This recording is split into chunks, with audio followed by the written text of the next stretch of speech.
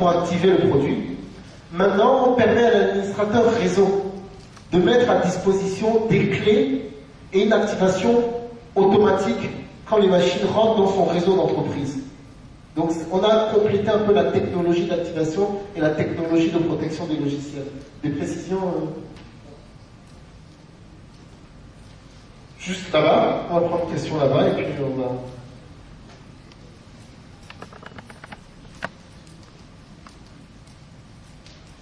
Merci. En fait, j'ai des préoccupations qui sont de l'ordre de l'utilisateur basique. Vous avez parlé tout à l'heure là que Microsoft aujourd'hui reprend près de 80, je ne sais pas combien de pourcents de machines qui sont utilisées. Peut-être je ne sais pas, vous connaissez le chiffre. Mais maintenant, le souci de l'utilisateur, c'est au démarrage, les S de Microsoft sont toujours attrayants. Mais 6 mois après, ils deviennent tellement lourds que les PC ne les supportent plus. Ça, à cause des patchs qu'il faille absolument déployer sur ces machines-là. Aujourd'hui, je ne sais pas, parce que ça a été l'une des choses qui ont véritablement tué Vista qui vient de partir, parce que de nos jours, c'était devenu très compliqué. Donc ça, c'est ma première question. Quelles sont les dispositions que Microsoft aurait dû prendre là-dessus pour ces correctifs? Je parle de ces correctifs qui, à la limite, alourdissent le système au fur et à mesure qu'il avance. Et dans un deuxième niveau, je vais revenir peut-être sur la sécurité. Moi, j'ai un problème sur ma machine. J'ai Vista Premium et j'ai le SPE en tant qu'antivirus.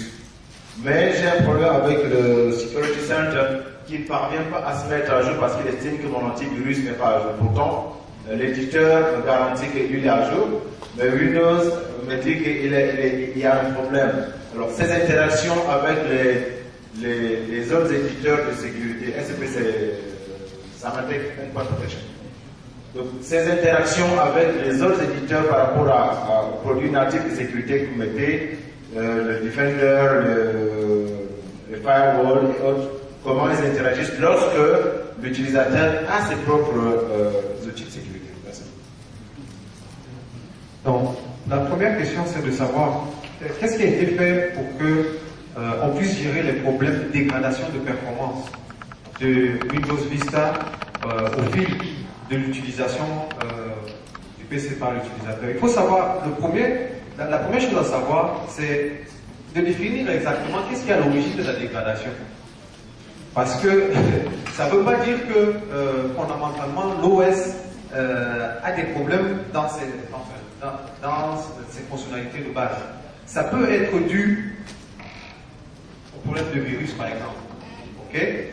On a chopé un virus quelque part qui a installé un cheval de Troie ou qui lance de façon incontrôlée une occurrence de processus au niveau du PC, okay, qui surcharge soit la mémoire, soit le microprocesseur, et ainsi de suite. Donc la première vraie question qu'il faut se poser, c'est quelle est l'origine de la dégradation de performance de mon PC?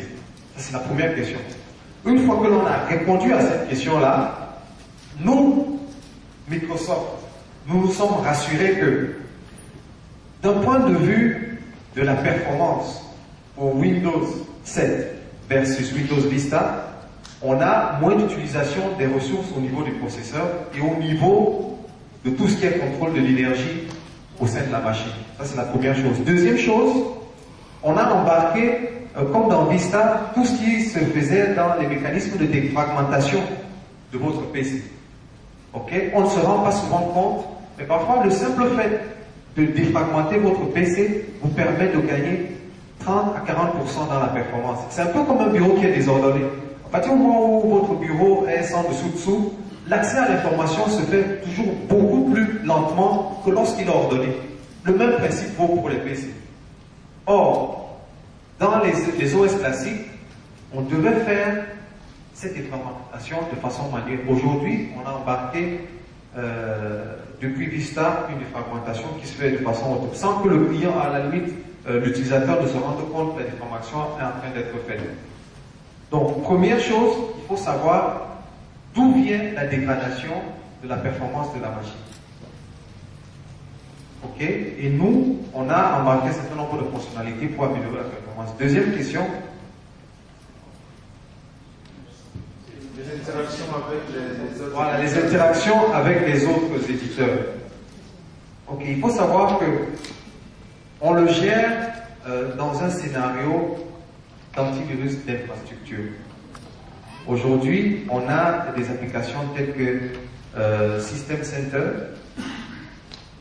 qui vont permettre de monitorer et d'avoir déjà un certain nombre d'agents installés au niveau des PC qui vont remonter toute l'information sur l'état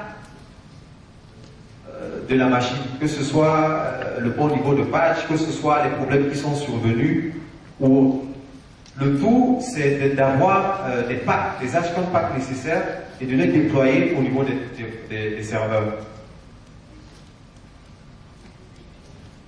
Juste une précision sur l'aspect grand public, puisque c'était peut-être l'aspect plus utilisé. Ça, c'est le scénario vraiment entreprise où, effectivement, au niveau du monitoring, donc des outils comme System Center, on réutilise les packs des éditeurs tiers. Pour le grand public, tous les éditeurs antivirus sont gérés au niveau du Action Center. Donc, effectivement, on gère les mises à jour des autres éditeurs antivirus. Maintenant, en termes d'éditeurs, il y a un certain nombre d'éditeurs connus qui gèrent, qu'on gère de façon classique et qui ont développé leur logiciel selon les normes et les standards. Donc, clairement, je ne sais pas, Kaspersky, Symantec, il n'y a aucun souci. Maintenant, il peut arriver que sur un éditeur, tout petit éditeur antivirus qui ne développe pas de façon standard ou normée, le système d'exploitation ne puisse pas être en alignement. Là, c'est plutôt à l'éditeur antivirus de s'aligner sur le système d'exploitation qui est censé protéger. Et nous-mêmes, nous proposons notre logiciel antivirus gratuit. Je pense qu'on va clôturer.